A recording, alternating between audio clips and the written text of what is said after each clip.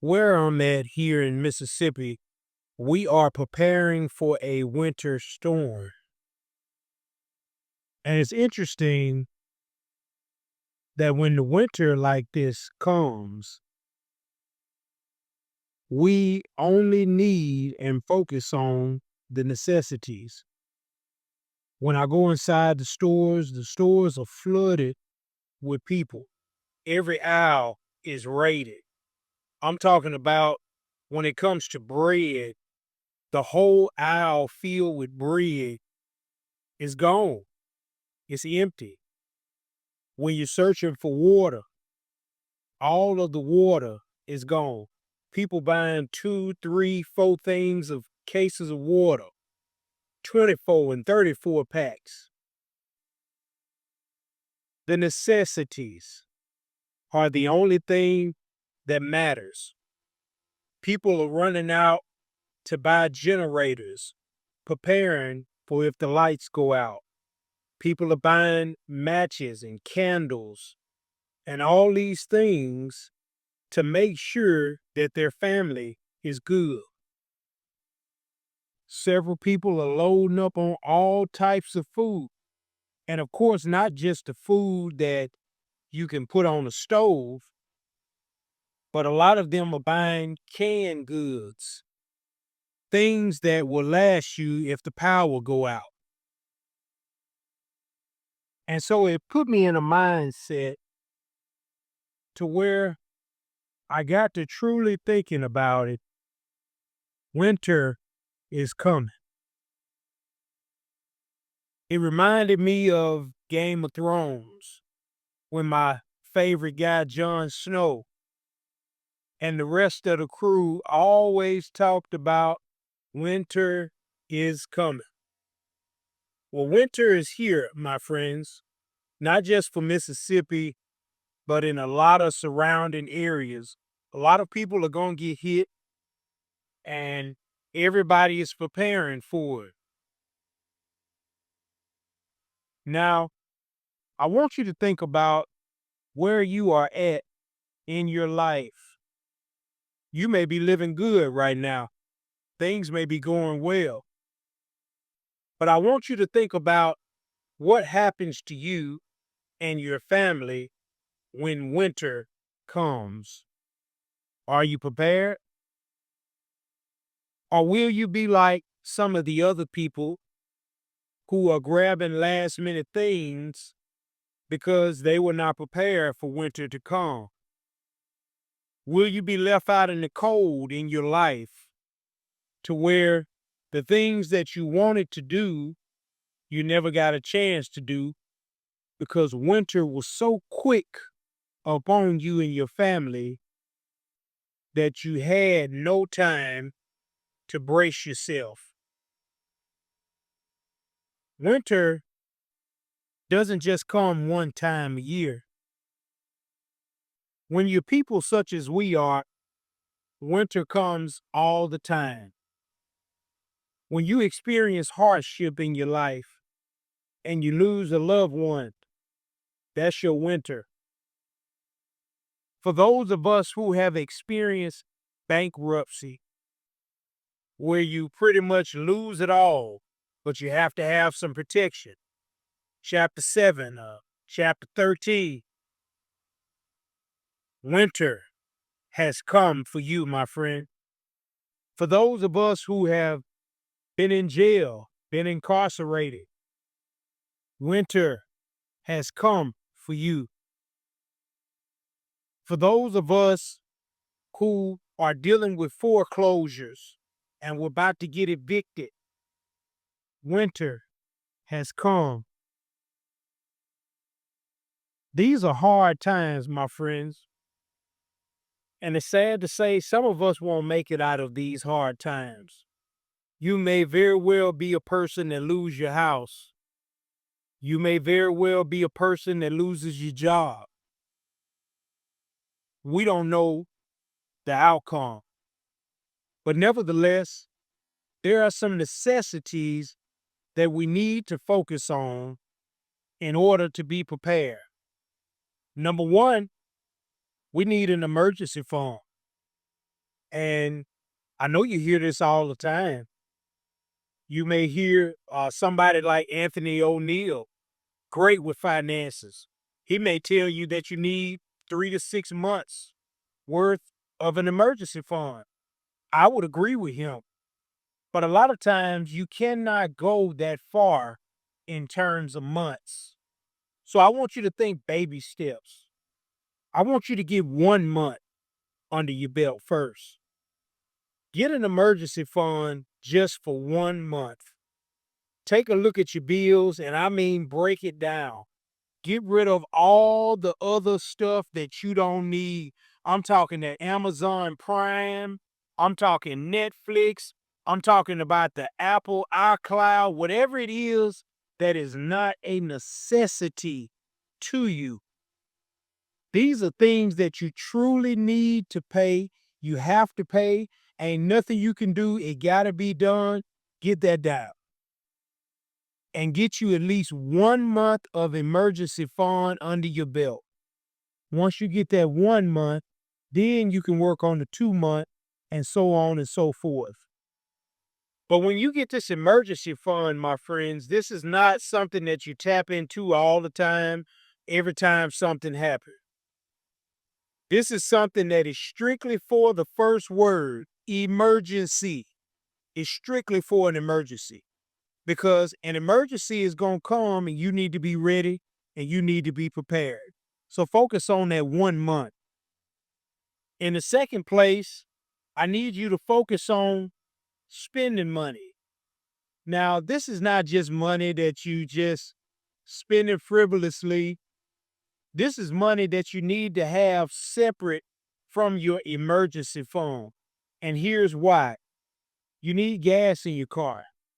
You need food. You need other things that may come up and arise. These are everyday expenses. Some people may use their credit card.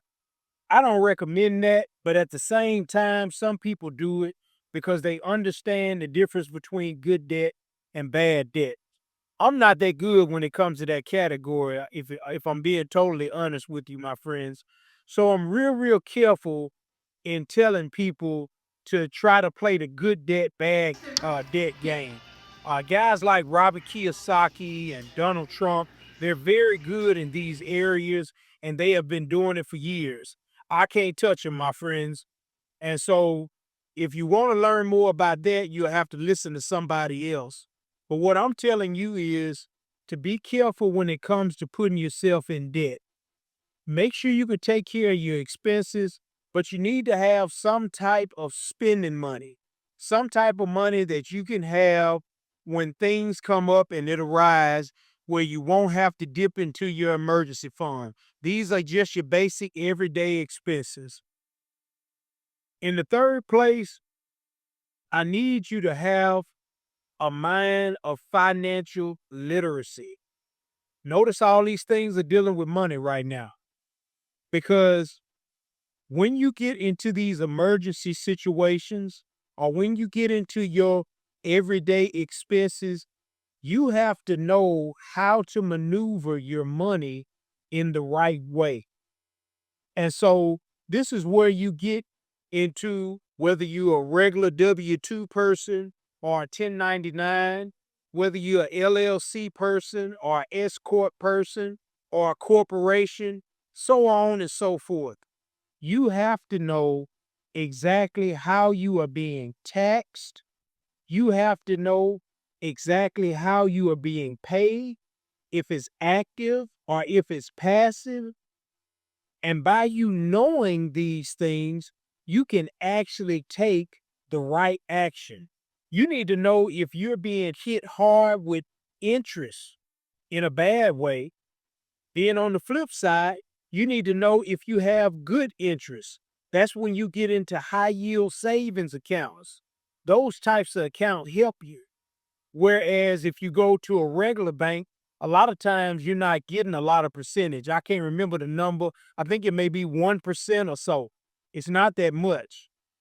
And so basically you're learning to make your money work for you while you are asleep. That's the best way. Your money is working for you. It's your helper. It's your employee. Instead of you focusing on spending all your time to make money, you can make money while you sleep, which means you can do even more. And to maximize your time, you have to use the internet.